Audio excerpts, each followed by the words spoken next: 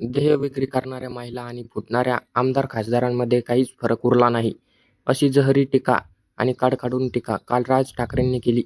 उद्धव ठाकरेंवर एकामागून एक आघात होताच.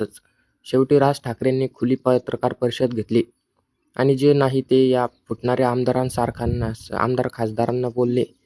त्यानंतर चर्चा सुरू झाली की राज ठाकरे आणि उद्धव ठाकरे आता या फुटीची आणि स्वतःच्या अस्तित्वाची लढाई जर मैदानावर उतरून लढले तर काही बदल घडू शकतात का?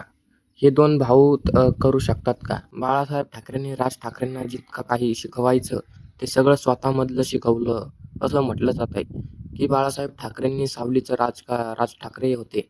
त्या तुलनेत उद्धव ठाकरे हे निमित्तामध्ये तत्त्व या गोष्टींना धरून बसणारे होते आणि राज ठाकरे जशास तसे प्रत्युत्तर देणारे. त्यामुळे आता त्यांच्या चर्चा सुरू झाल्या, की उद्धव ठाकरे आणि राज ठाकरे जर एकत्र आले आणि ही लढाई आजपासूनच त्यांनी मैदानावर येऊन लढायला सुरुवात केली तर वातावरण फिरू शकतं. भाजपने सध्या ज्या पद्धतीने प्रादेशिक पक्षांना खिळखिळ केलंय ते बघता गेल्या अनेक दिवसांपासून एक प्रश्न नक्की विचारला जातोय.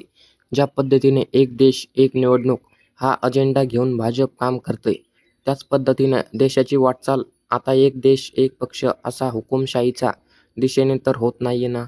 महाराष्ट्र, पश्चिम बंगाल, दिल्ली आणि पंजाबमध्ये ज्या पद्धतीनं नेत्यांची पळवापळवी सुरू झाली आहे ते बघता भाजपला भविष्यात विरोधकांची गरज उरणार नाही.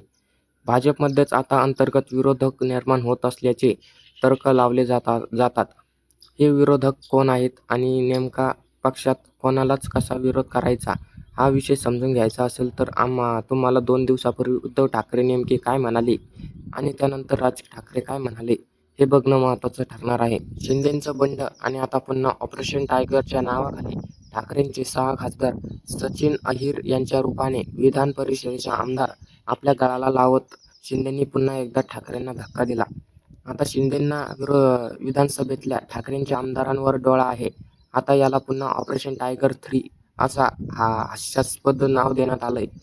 खरं पाहिलं तर हा टायगरचा अपमानच म्हणावा लागेल, कारण वाघाचा आपला एक वेगळा रुबाब असतो. प्राणी असला तरी त्यांची आपली एक तत्त्व असतात. पोट भरलेलं असलं तर वाघ बाजूला सावत जरी असलं तरी त्यांची शिकार करत नाही. भूक लागेल तेव्हा तो शिकार करत असतो. परंतु हे आपल्याला ऑपरेशन टायगरच्या नावाखाली दुसऱ्यांचे आमदार खासदार पळवणाऱ्यांची राजकीय भूक कधी भागणार याचं उत्तर स्वतः ब्रह्मदेव सुद्धा देऊ शकत नाही. इतकी याची भूक दिवसेंदिवस वाढतच चालली.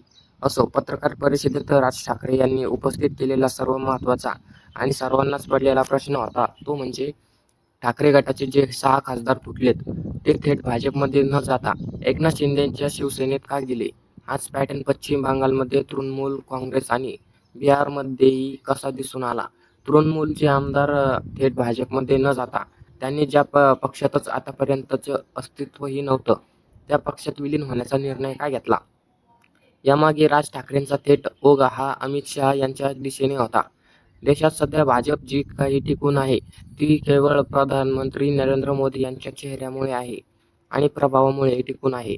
परंतु भविष्यात जेव्हा भाजपमध्ये नेतृत्व बदलण्याची वेळ येईल तेव्हा केंद्रीय गृहमंत्री अमित शहा यांना पंतप्रधान पदावर स्वतःचा भक्कम दावा ठोकता यावा म्हणून तो इतर पक्षांमध्ये आपले स्लीपर सेल पेरत असल्याचं जणू राज ठाकरे सुचव पाहत होते. अमित शहा यांना स्वतःच्या पक्षांतर्गत किंवा राष्ट्रीय पातळीवर जेव्हा पाठिंब्याची गरज भासेल तेव्हा त्यांच्या इशाऱ्यावर चालणारे आणि त्यांच्याच कृपेने मोठे झालेले प्रादेशिक डमी नेते यांना हवे आहेत. एकनाथ शिंदे हे त्यांच्याच एक उत्तम उदाहरण आहे. शिंदेसारखे नेते शून्यातून तयार झालेले नाहीत. त्यांना दिल्लीने सत्तेच्या आणि यंत्रणेच्या जोरावर दबंग म्हणून प्रस्थापित केले, जेणेकरून भविष्यात हे नेते शहांच्या पंतप्रधान पदाच्या दाव्याला बिनशर्त पाठिंबा देतील. भाजपला देशात आणि प्रामुख्याने महाराष्ट्रात कोणताही प्रबळ विरोधक शिल्लक ठोकायचा नाहीये, हा राज ठाकरेंचा आरोप आजही वस्तुस्थिती दर्शवतो. आज सत्तेचा गैरवापर करून विरोधक संपवले जात आहेत, पण जेव्हा समोरचे विरोधक संपतात तेव्हा त्याच पक्षात अंतर्गत नवे विरोधक तयार होतात. हा निसर्गाचा आणि राजकारणाचा नियम आहे. सध्या राजकारणात अमित शहा यांनाच खऱ्या अर्थाने भाजपचा अंतर्गत विरोधक म्हणून पाहिले जात आहे. अमित शहा सध्या भाजप आणि भाजपच्या बाहेर मित्रपक्षांमध्ये ज्या पद्धतीने आपले स्वतःचं नेटवर्क उभं करतंय ते बघता भविष्यात मोदींना पर्याय म्हणून ते सक्षमपणे भाजप आणि संघासमोर येऊ शकतात. त्यासाठी त्यांना शिंदेसारखे नेते राजकारणात हवेत. अमित शहा यांच्यासमोर आपली उपयुक्तता सिद्ध करण्यासाठीच शिंदे देखील वारंवार ठाकरे गटाचे नेते आपल्या गळाला लावून दिल्लीत आपलं राजकीय वजन वाढवताना दिसतंय. लोकप्रतिनिधीचा ही केंद्रीय खरेदी विक्री पाहून मतदारसंघामध्ये प्रचंड संताप आहे. राजकारणाची पातळी इतकी घसरली आहे की नेत्यांना भविष्यातील चुकींच्या पायड्यांचे भानच राहिलेले नाही. या गलिच्छ वातावरणामुळे महाराष्ट्राच्या पुढच्या पिढीचे काय होणार, अशी भीती राज ठाकरेंनी व्यक्त केली. या संपूर्ण राजकीय घडामोडींमध्ये महाराष्ट्रासाठी सर्वात मोठी सकारात्मक बाब म्हणजे ठाकरे बंधूंमधील वैचारिक एकमत. भाजप ज्या पद्धतीने महाराष्ट्राचे महत्त्व कमी करण्यास आणि येथील प्रादेशिक पक्षांना संपवण्याचा प्रयत्न करत आहे, त्यावरून उद्धव ठाकरे आणि राज ठाकरे या दोन्ही भावांचे विचार आता एकच रेषेत आलेत आहेत. जर भाजपच्या या आक्रमक आणि फोडाफोडीच्या राजकारणाला आळा घालायचा असेल तर केवळ महाराष्ट्रातच नव्हे तर राष्ट्रीय पातळीवर प्रादेशिक पक्ष मजबूत होणं अत्यंत गरजेचं आहे. ठाकरे बंधूंनी केवळ मुंबई किंवा MMR क्षेत्रात पुरतं मर्यादित न राहता संपूर्ण महाराष्ट्रात आपल्याला युतीची आणि विचारांचा विस्तार केला पाहिजे. जेव्हा महाराष्ट्रातील दोन प्रमुख मराठी नेतृत्व एकत्र येऊन राज्याच्या स्वाभिमानाचा आवाज उठवतील, तेव्हा संपूर्ण महाराष्ट्रातील सुजाण मतदार त्यांच्या पाठीशी उभा राहील. ही ती केवळ सत्ता मिळवण्यासाठी नसेल, तर दिल्लीच्या इशाऱ्यावर चालणाऱ्या कठपुतली राजकारणाला चपराक देण्यासाठी असेल. इतिहास साक्षी आहे की जेव्हा जेव्हा दिल्लीने महाराष्ट्राच्या स्वाभिमान चिरडण्याचा प्रयत्न केलाय, तेव्हा महाराष्ट्राने दिल्लीचं तख्त हलवून सोडला आहे. एकनाथ शिंदे सारख्या नेत्यांना वापर करून अमित शहा स्वतःचे जे पंतप्रधान पदाचे मिशन आखत आहेत, त्याला शह देण्याची सुरुवात महाराष्ट्राच्या मतपेटीतूनच व्हावी लागेल. राज ठाकरेंच्या पत्रकार परिषदेने मतदारांना आणि महाराष्ट्रातील नेत्यांना जागे करण्याचे काम केले आहे.